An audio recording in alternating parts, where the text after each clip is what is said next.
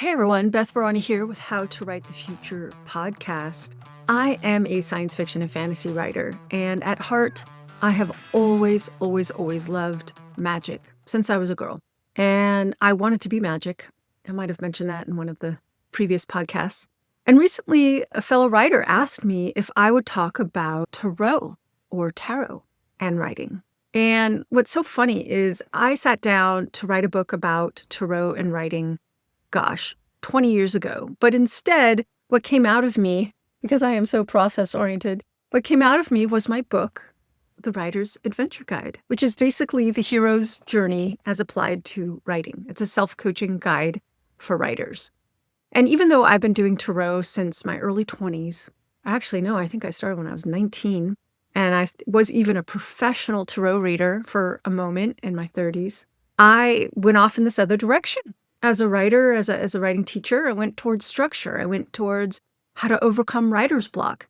And here we are. I now, fast forward, 20 plus years later, I've got this question about using tarot and writing.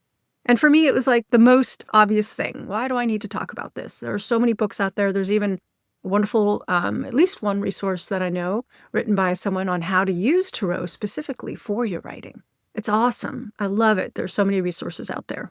I actually don't use tarot much anymore for my writing. I use the Mythulu deck, but I used to use the tarot deck, and I love the Crowley Thoth deck. That was my favorite. Crowley, designed by Lady Frida Harris. And there's so many decks out there. I have many decks here at home. So how do you use tarot cards or the Mythulu deck or any divination card for your writing? So I'm going to give you some quick tips today and invite you to play with these tools if you need them. And maybe I should address, why do people need them? Well, you only need them if you are stuck, if you need help with ideas, if you want to play with randomness to inspire you, to jumpstart your creativity, to come up with new ideas that you wouldn't have ordinarily thought of. That's why I love the Mythulu deck so much, is because it isn't based on any system. Like tarot is based on a very old system that has come down through the ages and has offered many archetypes to us throughout the ages. And if you're trying to write something new, then I really point you toward the Mythulu deck, because that is more random. It has all kinds of beautiful art on it, and it's not based on an archetypal system, although it includes many archetypes in there. So the reason for choosing cards is when you are stuck. How do you use these decks? Any deck that you use, I highly recommend that you go to them with a question. So you ask a question like, what could be this character's motivation? What do they fear the most? What might happen next? What is the worst thing that could happen to them next? I often use it to do deep dives into character. So I want to know what drives them and then what drives them below that. So I might start with one card and say, what drives them to behave like this? Or what is the reason they would say yes to this incident?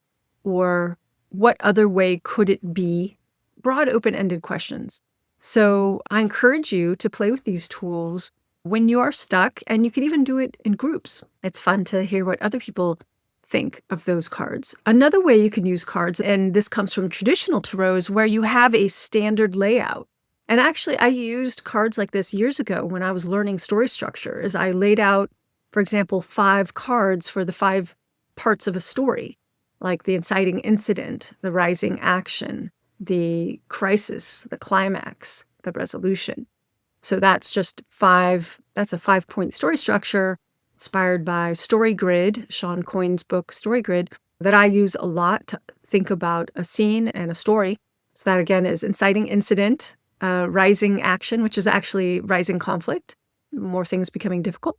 That's number 2. Number 3 is the crisis, which is often the form of a question where the protagonist has to make a choice this way or that way. They can't have it both ways. They have to choose. And then the climax, which is the protagonist choosing, and then the resolution. How do they feel afterwards? So you could pull a card for each one of these and see how they spark inside of you the story that you have in mind. That's one way to use it. Another way to use it is character development. You could think about, what is my character's outward role in the world. That's one card. The next card is what is their secret face, the secret face they only show themselves. What is a secret in their past?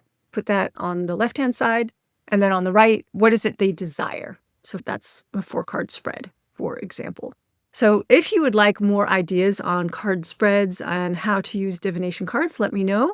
This is just a short episode on using divination cards and writing your stories. I'm eager to hear from you.